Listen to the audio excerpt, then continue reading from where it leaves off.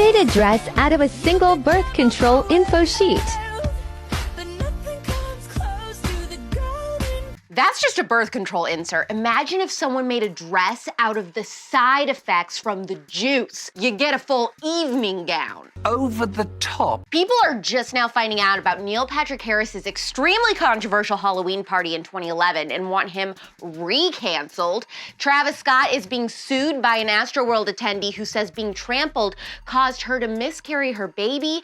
Katy Perry pulled a Kat Von D and left Hollywood for this southern state, and her reasons why will really shock you. And in Hot Take Tuesday, I have the best moments from Melania Trump's first interview since leaving the White House, including her epic smackdown of Vogue. I'm Alex Clark, and this is POPlitics.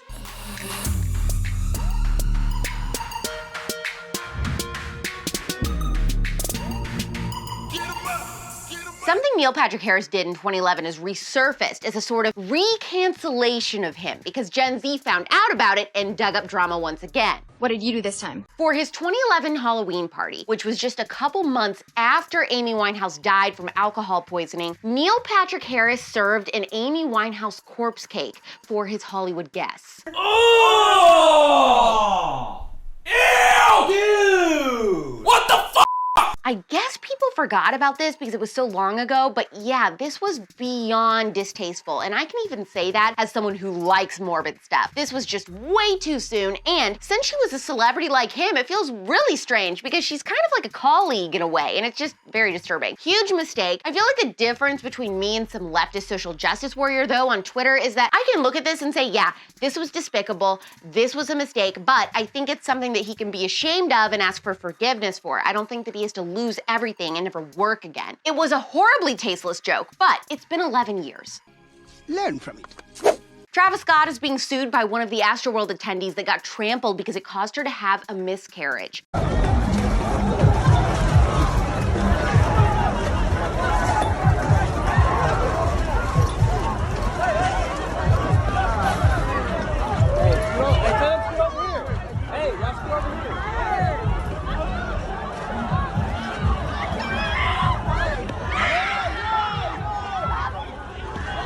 Shanazia Williamson of Montgomery County, Ohio, and her husband Jared Owens claim that her horrifying injuries resulted in the death of their unborn child. Now in Texas, which is where this incident took place, an unborn child is considered an individual at every stage of gestation from fertilization until birth, which is why they're able to sue. I get those goosebumps every time. According to Page 6, the coroner's report said all 10 people who were killed in the Astroworld tragedy died from compression asphyxia, and Williamson and Owens said their unborn child was actually the 11th victim. Anybody want to tell me what the hell that is walking across up there at the top? What is that? Garrett is live at the scene. The death of this unborn child is so sad, and my heart goes out to their parents. But what I find totally mind-boggling is that there are people who could hear this story and say, wow, yes, this is terrible. They lost their baby. And then they go and fight against that baby's right to life. I just don't understand how we can call the death of an unborn baby a homicide in certain cases, but not in others. Stop the show! Stop the show! Stop the show! Stop the show! This celebrity news definitely surprised me. Katy Perry has moved to Kentucky because she said Hollywood is not America. So you ate your last hot dog. It must have been some hot dog. Was it a good hot dog? It was. It was chili on it, and I had some chips to juice. Oh dear. Katy went on Chelsea Handler's podcast, Dear Chelsea, and revealed that she'd been living in Kentucky for a month now, saying that leaving Hollywood has allowed her to understand people better. She did say that people in Kentucky definitely live in a bubble, but admitted that people in Hollywood do too. And you know what? I think that's fair. I really do. However, Katy is a staunch liberal, right? Like, she supported Hillary Clinton and Governor Gavin Newsom during his recall. If she's been in Kentucky for a month, I mean, that's kind of like a long vacation. Let's see after a few more months or even a year if Katy Perry really starts to understand why Hollywood values actually corrupt everything, not create a better culture like all these celebrities think they do. Friday! Here are a few headlines from this week that you need to know, and the juiciest things Melania Trump said in her first interview since leaving the White House. Hot Take Tuesday.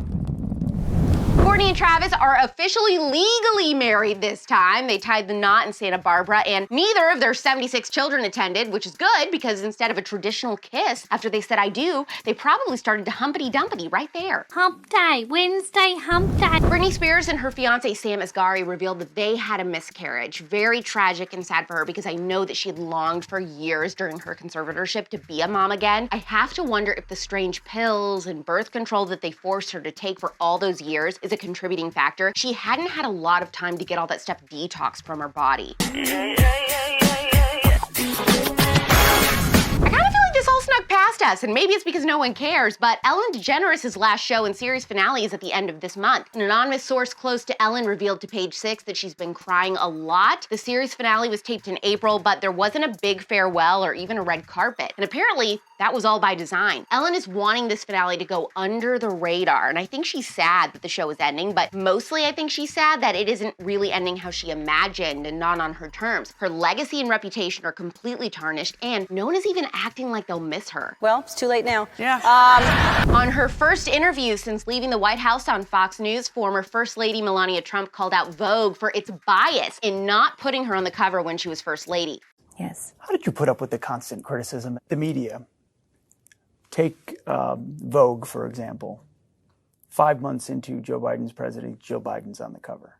Kamala Harris is on the cover before she's even sworn in. Hillary Clinton was on the cover when she was First Lady. Michelle was on the cover 3 times. Yet, with your business background and your fashion background and your beauty, never on the cover of Vogue. Why the double standard? They're biased, and they have likes and dislikes, and it's so obvious. And I think American people and everyone see it. It was their decision, and I have much more important things to do, and I did in the White House than being on the cover of Vogue.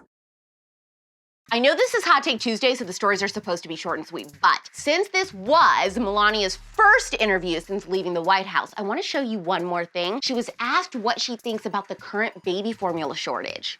Being out of D.C. and having that time, what do you make of the state of the country right now? I think it's sad to see what's going on if you really look deeply into it. I think a lot of people are struggling and suffering, and what is going on around the world as well. So it's very sad to see, and I hope it changes fast. It's been in the news. As someone who loves children and is dedicated so much to their betterment, how do you feel when you see shortage of baby formula and families just struggling to get basic items like that? It's heartbreaking to see that they are struggling and the food is not available for children in 21st century in United States of America. Why is it happening? Leadership.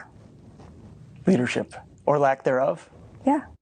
You should be watching Candy on Hulu, which is a short 5-episode series. Couples Therapy on Showtime. I love that show. And you need to read Unspeakable Things by Jess Lowry. All of these things are endorsed by me. They're excellent, and you won't regret it. If you already listened to the Allie and John James episode of The Spillover, which odds are you have because it is now our fastest downloaded episode to date and one of the most popular, I was a guest on Best Case, Worst Case, a true crime podcast with Jim Clemente and Francie Hakes, where I got to tell part 1 of the Johnny Gosch story, my favorite unsolved case of all time. Part 2 comes out this Friday, so be sure to check out their podcast too. If you miss Melania as First Lady, tap the heart button or the thumbs up on this episode wherever you're watching. What do you think of Katy Perry moving to Kentucky? I don't know what city she moved to or town, so if you know, put it in the comments. Do you think that her eyes are gonna be open and then she'll finally leave her liberal ways in California? Also, if you actually did your homework and you watched Candy, what did you think? I think it's the best acting of Jessica Biel's career. DM this episode to someone who used to be a Katy Cat back in the day and then click save. I will see you here tomorrow at 4 p.m. Eastern, 1 p.m. Pacific. It's pop culture without the propaganda every single day. I'm Alex Clark, and this is POPlitics. Clearly Daily POPlitics is best served visually, but you can also listen to POPlitics if you just want the audio. Subscribe to us anywhere you get your podcasts: Apple, Spotify, iHeart, TuneIn, and more. Also, make sure that if you are listening to the podcast version, you leave us a 5-star review. And don't forget, subscribe to POPlitics on YouTube.